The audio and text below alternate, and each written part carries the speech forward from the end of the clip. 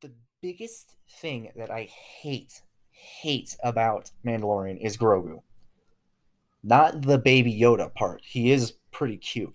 It's his existence. Like, A bit of a disclaimer, this video is opinion only and is heavily biased. Not a lot of information in this video is, I guess you could say, like, I don't know, true ish. I mean, most of it's true, but at the same time, I'm a pretty big fan and I have a heavy bias towards a lot of the things that will be said. That being said, enjoy. so I guess that we should start off with the kind of like main introduction ish stuff. First off, it is currently pretty late at night, so yeah. Second off, the Mandalorian, what would be the good, I guess, is what we would start off with. First off, I think that it is very well produced. I think it is very well made. Personally, I have nothing against Dave Filoni. Sorry for the grammar there, or Jon Favreau. I don't have anything against them. They are good creators. They have made good pieces of work. It's just more in line with other pieces of The Mandalorian, which I'll be getting into very quickly. Oh boy. Mainly the big struggle that I have with the show is how I don't really know how the story is kind of loosely put together. But the way that they actually filmed the show and the way that they made it work was very well done. If I was in charge of a producer, I wouldn't really know what to do, honestly. um, they did spend a lot on it. I think it was like 70 million, which yeah, that's a bit. I need to double check that. Yeah, it was quite a lot. But in the end, it was a pretty good project or product, and I do think that it was very well produced. I think it was very well done, but at the same time, um, you know, why not? Let's just get right into it. First off, why do you choose a Mandalorian? There are so many characters out there already in both the legends, the canon, and the fanon material that don't need another Mandalorian. There is no reason whatsoever to have another one that we now need to follow and support. For starters, there are so many people out there, and even in the show, there's a Cab Vanth or something. The guy that's in season 2, episode 1 or episode 2, the guy that wears Boba Fett's armor and acts like a cowboy.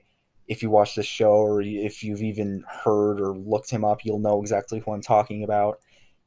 He just literally has the armor because he thought it looked cool.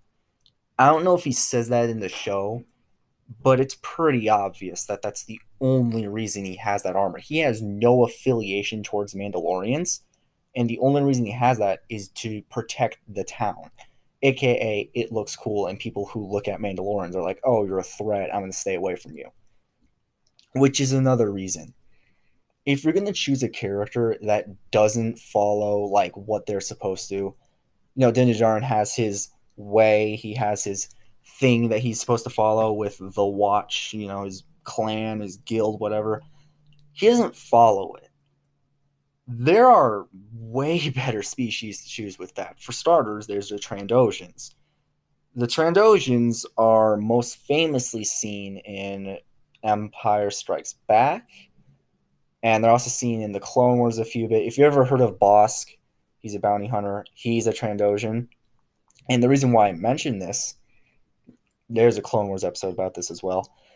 The Trandoshans have a literal like culture, and by that I mean a religion revolving around hunting. And not hunting animals, hunting people.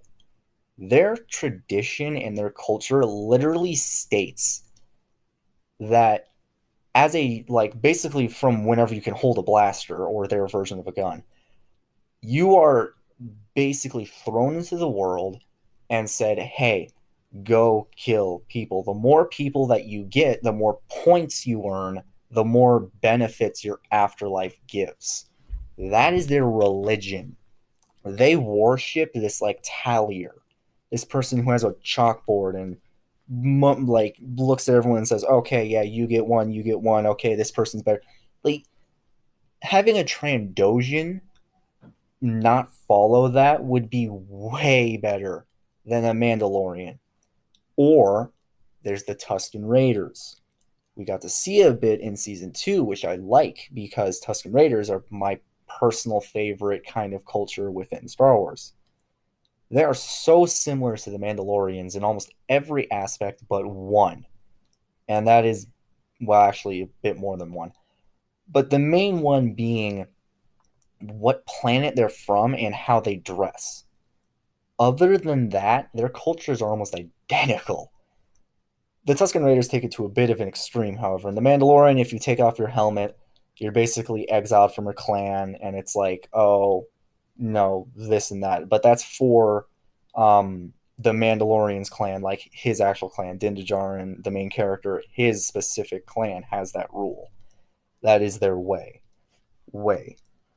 Um, Tuscan Raiders take that to a bit of an extreme. Basically, they don't speak ever. If you speak, you don't get exiled, you get killed.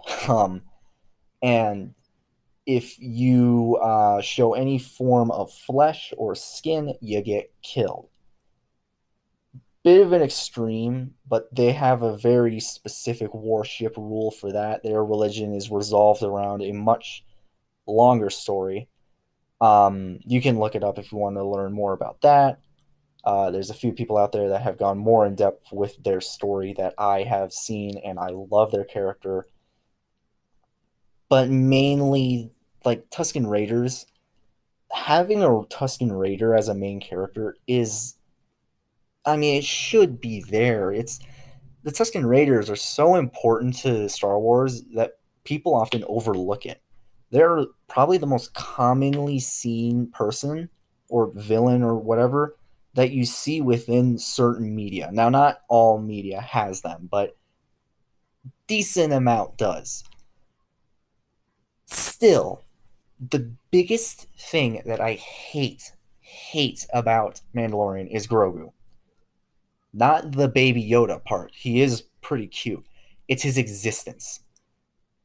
Like, let me rephrase that.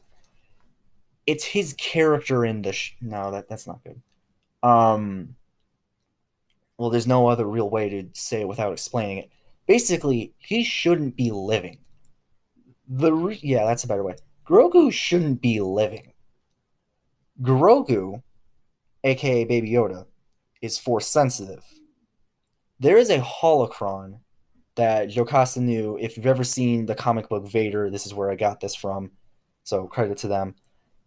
There is this holocron that Jocasta knew, who was a Jedi Master, had. Lord Vader wanted that holocron for very obvious reasons because Order 66 happened. They didn't want Jedi. He wants that holocron to get rid of all Force sensitives, and that list contains every Force sensitive, not Jedi, Force sensitive. Doesn't matter if they're Jedi or not, all of them. That is also constantly updating. Now, that being said, there is a version of that list that is in the story for Star Wars Jedi Fallen Order, but it's on a different holocron, which is basically like an advanced flash drive. Saying that, Grogu was on that list. Saying that he's alive, like I think it's 10 years after the events of the entirety of the original trilogy, so like Vader and Luke and all this other stuff, is needless to say infuriating because in the ending of season 2, I mentioned spoilers, the Ahsoka Tano is there and she mentions Thrawn. The reason why that's important is because now Rebels, that timeline is mixed in there, and that means that The Inquisitors are a part of the lore, which means that the Inquisitors and Vader hunted out all the Jedi, but of the few that we know of, like Ahsoka, Yoda, Luke, all that stuff, for main reasons. But Grogu, why is he alive? The only real reason I can think of that he's alive is because some clone or some Jedi hid him so dang well that they simply just couldn't find him. But that is also impossible because they found every other Force sensitive on that list, which contained like 60 or 70. And those people weren't hard to find, some of them. And in the TV show, they mentioned that Grogu hid. Where would he hide? In the Jedi Temple, where would he hide? Order 66 and Revenge of the Sith clearly showcased every clone trooper and Anakin slaughtering the Jedi. Where would he hide? I mean, I get he's a small guy, but still. Maybe in a basket, but like, I don't get how he lived through all of this only to be found by the Mandalorian. That's my only, well, not my only, but my main infuriating thing about Grogu's character. He should not be living. I'm going to end it with that today. Already pretty infuriated with that one. God, I can't even speak. Anyway, yeah, it's getting a bit long, so yeah, I hope you enjoyed, and bye. Image was found courtesy of Noun Project under the Creative Commons license from Google Images. Hope you enjoyed the video.